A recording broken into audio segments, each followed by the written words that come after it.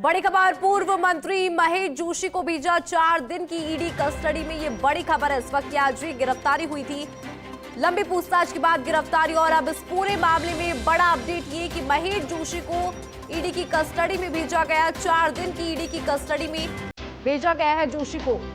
CBI मामलों की विशेष अदालत क्रमांक 3 जयपुर के जज सुनील रणवाहा ने आदेश दिए हैं। तो आज लंबी पूछताछ के बाद जोशी की गिरफ्तारी हुई और उसके बाद अपडेट पूरे मामले में है कि 4 दिन की ईडी कस्टडी में भेजा गया है पूर्व मंत्री महेश जोशी को।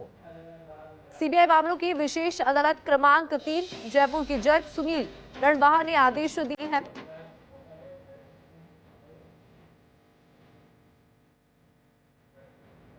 पूर्व मंत्री महेश जोशी से जुड़ी महत्वपूर्ण जानकारी इस वक्त आपको दे दें। महेश जोशी को 4 दिन की ईडी कस्टडी में भेजा गया। आज तकरीबन 5 घंटे तक पूछताछ ईडी ने की और उसके बाद गिरफ्तारी हुई, मेडिकल के लिए ले जाया गया।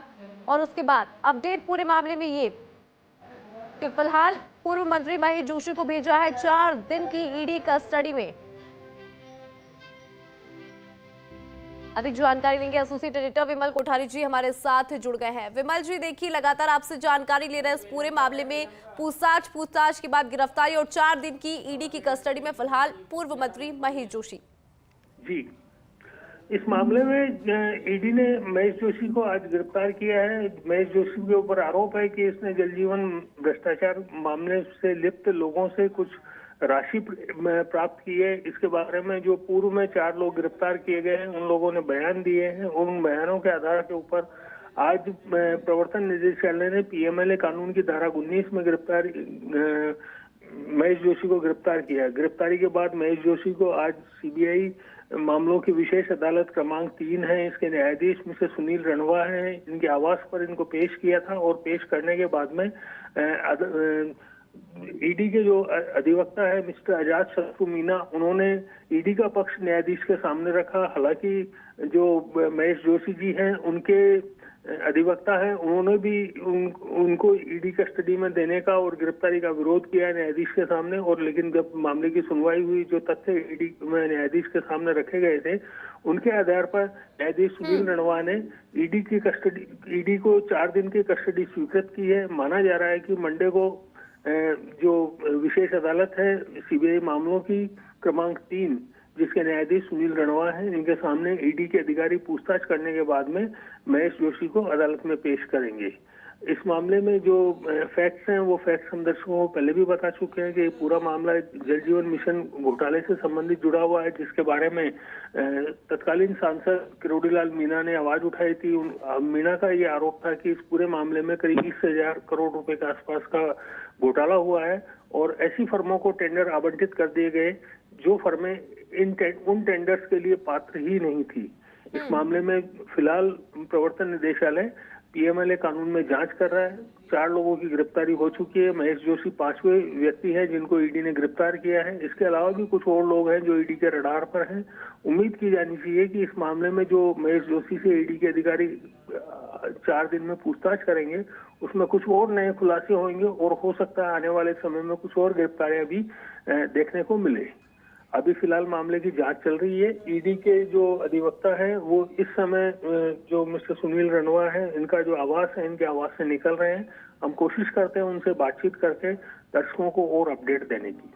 जी इंदु जी, बिल्कुल कोशिश भी करिएगा विमल जी। लेकिन जिस तरह से इस पूरे मामले की यहाँ पर हम बात करें, क्योंकि आज देखिए पूछताछ के लिए बुलाया था, लेकिन ये पहली दफा नहीं है विमल जी जब उन्हें पूछताछ के लिए यहाँ पे ईडी ने बुलाया था। इससे पहले भी कई बार ऐसा हुआ है कि जोशी को बुलाया गया था, लेकिन कोई ना कोई पर्सनल उनका मैटर रहा जिसके चलते वो नहीं पहुंच पाए थे। ऐसा उन्होंने कहा कि एक बार हॉस्पिटल में भी दिल्ली में वो एडमिट हुए थे, लेकिन आज सोचा नहीं होगा उन्होंने कि पूछताछ के लिए आएंगे और फिर सीधी गिरफ्तारी और अब ईडी की कस्टडी में।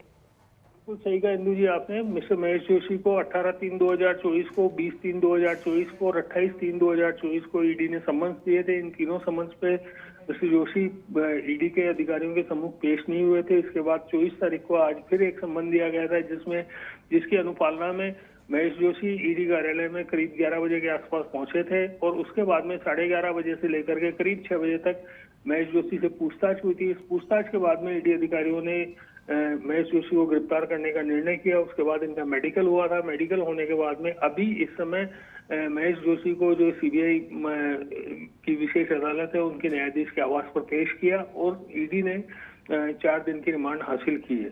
इस मामले में मैं दर्शकों को ये भी जानकारी देना चाहूंगा कि 19 फरवरी 2024 को पीयूष जैन की गिरफ्तारी हुई थी।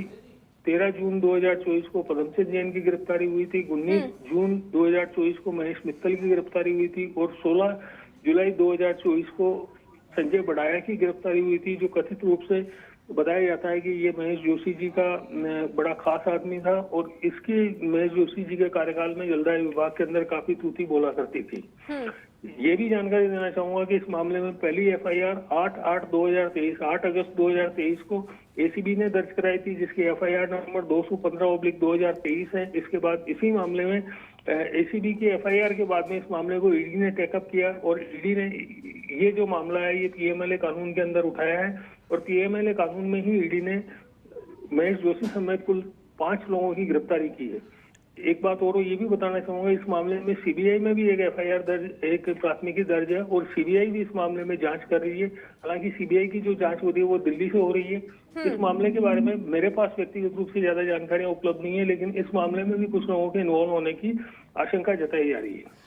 बिल्कुल। अब विमल जी, वही उसी बात पर आ रही हूँ कि जिस तरह से आप कह रहे हैं कि कुछ और नाम भी यहाँ पर है, क्योंकि कई और अधिकारी हैं जिन पर भी गाज गिर सकती है। सरकार से अनुमति मिलने के बाद लग रहा है कि अब महेश जोशी के बाद जो ईडी है उन तक पहुंचेगी, जिन जिन का इन्वॉल्वमेंट यहाँ पर है। विमल जी, बिल्कुल निश्चित रूप से ईडी उन लोगों तक पहुंचेगी जो जल जीवन मिशन घोटाले के अंदर इन्वॉल्व है। ऐसे लोगों की संख्या करीब 20-22 बताई जा रही है जिनके खिलाफ एसीबी ने एफआईआर दर्ज की है। हो सकता है ईडी इस मामले के अंदर पीएमएलए कानून के हिसाब से कार्रवाई करे।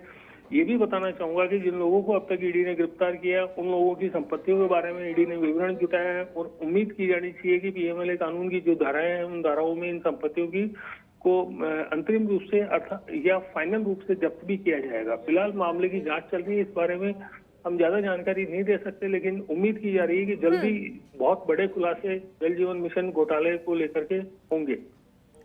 ठीक है विमल जी, बहुत शुक्रिया पूरी